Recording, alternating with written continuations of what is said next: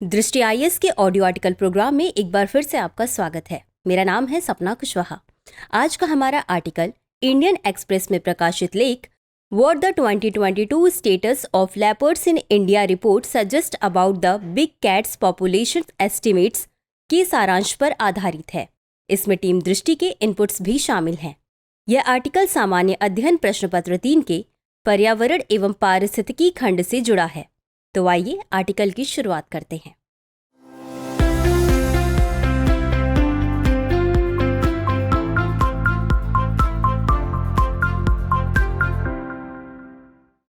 प्रकृति ने भारत को न केवल बेइंतहा खूबसूरती से नवाजा है, बल्कि नदी, पहाड़, वन और वन्यजीव संसाधनों की बहुलता भी दी है। विश्व के 36 जैव विविधता वाले हॉटस्पॉट में से 4 का भारत में होना इस बात की पुष्टि करता है। भारत विश्व की कुल भूमि सतह का लगभग 2% ही है, लेकिन यहाँ दुनिया भर में मौजूद जानवरों की लगभग 7.5% से अधिक प्रजातियां पाई जाती हैं। जूलॉजिकल सर्वे ऑफ इंडिया के आंकड़ों के अनुसार भारत में 92,000 से भी अधिक प्रजातियां हैं, जबकि अभी भी लगभग 2 गुना प्रजातियां खोजी जानी बाकी ही हैं। वन एवं वन्यजीव संसाधनों की यह समृद्धता भारतीय संस्कृति में भी नजर आती है। भारतीय संस्कृति में न केवल पेड़ पौधे बल्कि कई जानवर भी पूजे जाते हैं। राजस्थान की बिश्नोई जनजाति तो काला हिरण संरक्षण के लिए ही जानी जाती है, तो वहीं सरहुल, कर्मा जैसे कई त्योहारों में भारतीय संस्कृति की पर्यावरणीय संरक्षण झलक को देखा जा सकता है। वहीं साइलेंट वैली मूवमेंट, चिपको आंदोलन जैसे पर्यावरणीय आंदोलन भी समझाते हैं कि भारत की एक बड़ी आबादी में पर्यावरण संरक्षण को लेकर जागरूकता है। भारतीय संस्कृति की यही झलक भारत के पर्यावरणीय संरक्षण प्रयासों में भी नजर आती है। भारत ने वर्ष 1972 में वन्यजीव संरक्षण अधिनियम पारित किया, तो उसके बाद से लगातार वन्यजीव संरक्षण को लेकर कई प्रोजेक्ट लॉन्च कर चुका है। वह चाहे प्रोजेक्ट टाइगर हो या प्रोजेक्ट हाथी। वैसे ही हंगुल, great Indian bustard, dolphin, snow leopard आदि जानवरों के संरक्षण के लिए भी भारत लगातार प्रयास कर रहा है। भारत के इन प्रयासों का असर नजर भी आ रहा है। भारत के इन्हीं प्रयासों का असर है कि भारत में शेर, लेपर्ड, स्नो लेपर्ड, बाघ जैसे कई जानवरों की संख्या में लगातार इजाफा हुआ है। हाल ही में भारत ने दक्षिण अफ्रीकी देशों से चीता का भारत में पुनर्वास भी किया है। इसी दिशा में आगे बढ़ते हुए अब भारत ने हाल ही में इंटरनेशनल बिग कैट अलायंस या IBCA के गठन की औपचारिक घोषणा की है। इसके लिए केंद्रीय मंत्रिमंडल ने 150 करोड़ रुपए के एक मुश्त बजटीय समर्थन के साथ भारत में ही इसके मुख्यालय खोले जाने की बात भी कही है। ऐसे में सवाल उठता है कि आखिर यह गठबंधन क्या है? इस गठबंधन के उद्देश्य क्या हैं? भारत इस गठबंधन के द्वारा आखिर क्या हासिल करना चाहता है? आज की चर्चा में हम ऐसे ही अन्य सवालों के जवाब तलाशेंगे। तो चलिए चर्चा आगे बढ़ाते हैं। आइए सबसे पहले जानते हैं कि इंटरनेशनल बिग कैट अलायंस या IBCA क्या है। वर्ष 2015 में स्थापित अंतर्राष्ट्रीय सौर गठबंधन की तर्ज पर आधारित IBCA की कल्पना बहुराष्ट्रीय बहु एजेंसी गठबंधन के रूप में की गई है। इसकी घोषणा प्रधानमंत्री द्वारा वर्ष 2023 में मैसूर में प्रोजेक्ट टाइगर की 50वीं वर्षगांठ के उपलक्ष्य में की गई थी। इसका उद्देश्य 7 बड़ी बिल्लियों, शेर, बाघ, तेंदुआ या लेपर्ड, चीता, हिम तेंदुआ या स्नो लेपर्ड, जगुआर और प्यूमा के संरक्षण के लिए सहयोग सुनिश्चित करना है। इसके लिए 5 वर्ष यानी 2023-24 से 2027-28 तक के लिए 150 करोड़ रुपए का बजटीय प्रावधान किया गया है। उसके बाद IBCA को सदस्यता शुल्क द्विपक्षीय बहुपक्षीय संस्थानों और निजी क्षेत्र के योगदान के माध्यम से बनाए रखा जाएगा। यह संगठन 96 देशों तक सीमित होगा। ये वे देश हैं जहां इन बड़ी बिल्लियों का प्राकृतिक आवास है। यह गठबंधन बड़ी बिल्लियों का समर्थन करने में रुचि रखने वाले अन्य देशों, संरक्षण संगठनों, वैज्ञानिक संगठनों, व्यवसायों और कॉरपोरेट्स के लिए भी खुला है। अब तक 16 देशों ने IBCA का हिस्सा बनने के लिए अपनी लिखित सहमति दे दी है। तो वहीं international union for conservation of nature यानी IUCN और वर्ल्ड वाइल्ड लाइफ फंड यानी WWF इंटरनेशनल सहित 9 अंतर्राष्ट्रीय संगठनों ने भी गठबंधन में शामिल होने के लिए सहमति दी है। यह पहल बड़ी बिल्लियों के संरक्षण में भारत के नेतृत्व को स्वीकृति देता है। IBCA विश्व स्तर पर बड़ी बिल्लियों की सुरक्षा के लिए एक सहयोगात्मक दृष्टिकोण की तत्काल आवश्यकता को संबोधित करता है, तो वहीं उनके आवासों में संरक्षण चुनौतियों का समाधान करने के लिए समर्पित एक अंतर्राष्ट्रीय निकाय की अनुपस्थिति को स्वीकार भी करता है। इसका लक्ष्य सफल संरक्षण प्रथाओं और कर्मियों का एक केंद्रीकृत भंडार बनाना है। यह बड़ी बिल्लियों की आबादी में गिरावट को रोकने, ज्ञान साझाकरण, क्षमता निर्माण, नेटवर्किंग और वित्तीय सहायता सहित बहुआयामी दृष्टिकोण अपनाता है। IBCA की शासन संरचना में एक महासभा होगी जिसमें सभी सदस्य देश शामिल होंगे। वहीं 5 वर्ष की अवधि के लिए महासभा द्वारा निर्वाचित कम से कम 7 लेकिन अधिकतम 15 सदस्य देशों की एक परिषद होगी। साथ ही एक सचिवालय भी होगा। परिषद की सिफारिश पर महासभा एक विशिष्ट कार्यालय के लिए IBCA महासचिव की नियुक्ति करेगी। आइए अब जानते हैं कि आखिर ऐसे किसी मंच की आवश्यकता क्यों है। इसका जवाब यह है कि इन बड़ी बिल्लियों के संरक्षण में सिर्फ इनकी आबादी में ही वृद्धि नहीं होगी, बल्कि उनके प्राकृतिक आवास का संरक्षण भी सुनिश्चित होगा। इससे कई वैसी प्रजातियों का संरक्षण भी सुनिश्चित हो सकेगा जो खाद्य श्रृंखला में इनसे नीचे आते हैं, चूंकि ये सभी जानवर खाद्य श्रृंखला में सबसे ऊपर स्थित हैं। इसे हम प्रोजेक्ट टाइगर के लॉन्चिंग के मौके पर इंदिरा गांधी के शब्दों में यूं कह सकते हैं, बाघ को अलग थलग करके संरक्षित नहीं किया जा सकता। यह एक बड़े और जटिल बायोटोप के शीर्ष पर है। मानव घुसपैठ, वाणिज्यिक वानिकी और मवेशियों की चराई से खतरे में पड़े इसके आवास को पहले अछूता बनाया जाना चाहिए। लेकिन आज वैश्विक स्तर पर ये सभी बड़ी बिल्लियां खतरे का सामना कर रही हैं।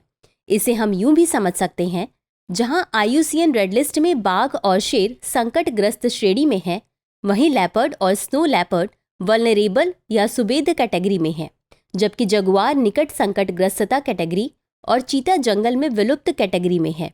केवल प्यूमा ही है जो अभी लीस्ट कंसर्न की स्थिति में है, लेकिन इनकी आबादी पर भी खतरे से अंदेशे हैं। आंकड़े बताते हैं कि इनकी आबादी और इनके आवास स्थल में लगातार गिरावट दर्ज की जा रही है।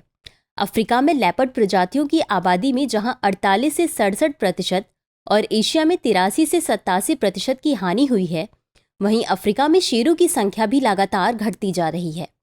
ऐसे में IBCA का लक्ष्य पूरे विश्व में इनके संरक्षण के प्रयासों को एकजुट करना और इस गिरावट की प्रवृत्ति को उलटते हुए इनकी संख्या में इजाफा करना है। अवैध शिकार बड़ी बिल्लियों के लिए सबसे बड़े खतरों में से एक है, लेकिन इस पर रोक लगाना अक्सर मुश्किल हो जाता है, क्योंकि अक्सर ये सीमा पार संगठित अपराध की श्रेणी में आते हैं। ऐसे में राष्ट्रों के बीच आपसी डाटा शेयरिंग, सहयोग के अभाव में शिकारी और व्यापारी बच जाते हैं। लेकिन अगर एक सहयोगी मंच होगा तो बड़े पैमाने पर प्रभावी समाधान विकसित करने के लिए वैश्विक सहयोग को बढ़ावा मिलेगा।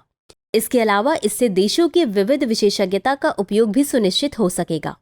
इससे देश एक दूसरे के संरक्षण प्रयासों से सीखकर रणनीतियां बना सकते हैं। तो वहीं विभिन्न हितधारकों के बीच संरक्षण समाधानों का भी समान बंटवारा सुनिश्चित होगा। IBCA मानव वन्यजीव संघर्ष की चुनौतियों को भी स्वीकार करता है। इसका उद्देश्य सहयोग के माध्यम से शांतिपूर्ण समाधान ढूंढना, मनुष्य और बड़ी बिल्लियों के बीच सह अस्तित्व को बढ़ावा देना है। ऐसे में इससे मानव वन्यजीव संघर्ष भी कम होगा। हालांकि इन सबसे इतर सबसे महत्वपूर्ण सवाल यह है कि भारत ने यह पहल आखिर क्यों शुरू की। तो IBCA द्वारा संरक्षित 7 बड़ी बिल्लियों में से जगुआर और प्यूमा के अलावा सभी 5 बिल्लियां भारत में पाई जाती हैं। भारत ने इन सभी के संरक्षण के मामले में भी कई कीर्तिमान स्थापित किए हैं, जैसे कि वर्ष 2014 में जहां भारत में बाघों की आबादी 2226 थी, वहीं 2022 में इनकी आबादी 42% बढ़कर 3167 हो गई है। जबकि वर्ष 2014 में शेर की आबादी जहां 523 थी, वहीं अब यह 29% बढ़कर 674 हो गई है। इसके साथ ही लेपर्ड की आबादी में भी काफी इजाफा हुआ है। 2014 में इनकी आबादी जहां 7910 थी, वहीं अब यह बढ़कर 13874 हो गई है। इसके अलावा भारत में वर्ष 1952 से ही विलुप्त हो चुके चीता को एक बार फिर भारत में अफ्रीकी देशों से पुनर्वासित किया गया है। वर्ष 2022 में प्रोजेक्ट चीता के तहत अब तक नामीबिया और दक्षिण अफ्रीका की 20 बड़ी बिल्लियों को मध्य प्रदेश के कूनो नेशनल पार्क में लाया जा चुका है। एक साल बाद इनकी 50% से अधिक आबादी, दूसरे शब्दों में 20 में से 14 चीता संरक्षित हैं। इसके अलावा भारत में अनुमानित रूप से 718 हिम तेंदुए होने का आकलन भी किया गया है, जबकि पहले इनकी आबादी 400 से 500 के बीच मानी जाती रही थी। इन आंकड़ों से इतना तो साफ है कि भारत ने बड़ी बिल्लियों के संरक्षण में सफलता हासिल की है, और वो भी तब जब वैश्विक स्तर पर इनकी आबादी में लगातार गिरावट दर्ज की जा रही है। ऐसे में भारत बड़ी बिल्लियों के संरक्षण में वैश्विक नेतृत्वकर्ता की भूमिका निभा सकता है। IBCA पहल का उद्देश्य भी यही है। इसके माध्यम से भारत पर्यावरण संरक्षण की दिशा में एक और अपनी प्रतिबद्धता का प्रदर्शन भी कर सकेगा। इसके अलावा विभिन्न देशों के सहयोग से भारत जानवरों के अवैध व्यापार पर रोक भी लगा सकेगा। मंच के तहत सदस्य देशों के फ्रंटलाइन स्टाफ को बड़ी बिल्लियों के संरक्षण और वन्यजीव निगरानी में अनुसंधान और विकास के लिए स्थानीय समर्थन प्राप्त करने के लिए प्रशिक्षित किया जाएगा। तो वहीं जंगलों के आसपास रहने वाले स्थानीय समुदायों को भी पर्यावरण, पर्यटन और आजीविका के अवसर विकसित करने के लिए प्रोत्साहित और प्रशिक्षित किया जाएगा। इससे जहां मानव पशु संघर्ष कम होंगे, वहीं पर्यटन को बढ़ावा भी मिलेगा और आजीविका के नए अवसर भी सुनिश्चित होंगे। इसमें भारतीय जनजातियों की पशु संरक्षण प्रथाओं को भी बेहतर मंच मिलेगा। साथ ही अवैध शिकार पर रोक लगने में भी बहुत हद तक सफलता मिलेगी। इससे जन जागरूकता भी बढ़ेगी, जिससे संरक्षण के लिए सार्वजनिक प्रयास तेज होंगे। इसके अलावा कई और देश भारत के प्रयासों से प्रेरित होकर भारतीय पहल का लाभ उठा सकते हैं। जैसे कि हाल ही में भारत और कंबोडिया के बीच कंबोडिया में विलुप्त बाघ आबादी को पुनर्जीवित करने में मदद करने के लिए एक समझौता ज्ञापन किया गया है। चर्चा में यह भी कहा गया है कि भारत से बाघों का एक जत्था साल के अंत तक कंबोडिया भेजा जा सकता है। हालांकि अभी इसे लेकर कोई समझौता नहीं हुआ है। ऐसे में बड़ी बिल्लियों के पुनर्वास के प्रयास तेज होंगे, जिससे पूरे विश्व में भी पर्यावरण संरक्षण के प्रयास तेज होंगे। हालांकि इतने के बावजूद इस पहल के सामने कई चुनौतियां हैं। सवाल उठता है कि आखिर ये चुनौतियां क्या हैं? तो बात दरअसल ऐसी है कि भारत ने IBCA के लिए जितनी बजट की घोषणा की है, वह भारत द्वारा 22 लुप्तप्राय प्रजातियों पर जितना खर्च कर सकता है, उससे कहीं अधिक है। ऐसे में भारत के प्रयासों की कई पर्यावरणविद आलोचना कर रहे हैं। इसके साथ ही एक समस्या यह भी है कि वन्यजीव संरक्षण के प्रयास तब तक तेज नहीं होंगे जब तक उनके आवासों को संरक्षित नहीं किया जाएगा। यानी वन संरक्षण के बिना वन्यजीव संरक्षण मुमकिन नहीं है। जबकि वैश्विक स्तर पर वर्ष 2001 से 2022 तक 23% वृक्ष आवरण की हानि हुई है, जबकि 2023 की एक रिपोर्ट के अनुसार 2015 से 2020 के बीच भारत ने 6,68,400 हेक्टेयर जंगल खोए हैं, जो विश्व स्तर पर ब्राजील के बाद दूसरे स्थान पर हैं। ऐसे में भारत के पर्यावरण संरक्षण पहल पर वैश्विक सहयोग सुनिश्चित करना एक चुनौती साबित हो सकती है। सबसे बड़ी समस्या तो यह है कि संरक्षण के ऐसे प्रयास पहले भी हो चुके हैं, पर वे सफल साबित नहीं हुए हैं। जैसे कि वर्ष 2010 में रूस में पिट्सबर्ग सम्मेलन आयोजित हुआ था। इसमें विश्व वन्यजीव कोष या WWF तथा 13 बाघ देश यथा Bangladesh, Vietnam, Cambodia, Bharat, Bhutan, Thailand, Indonesia, Laos, Nepal, Myanmar, Malaysia, चीन और रूस ने T×2 नामक एक ऐतिहासिक पहल शुरू किया था। इसका उद्देश्य वर्ष 2022 तक वैश्विक जंगली बाघों की आबादी को दोगुना करना था। लेकिन हम वर्ष 2024 में हैं और कुछ एक देशों को छोड़ दिया जाए तो यह लक्ष्य हासिल नहीं हो सका है। ऐसे में IBCA कितना सफल हो पाएगा, इस पर सवाल उठने लाजिम है। इसके अलावा विभिन्न पर्यावरणीय संगठनों द्वारा इन विभिन्न बड़ी बिल्लियों के संरक्षण के लिए अलग अलग प्रयास किए जा रहे हैं। ऐसे में इन सभी कार्यक्रमों को एकीकृत करना एक बड़ी चुनौती हो सकती है।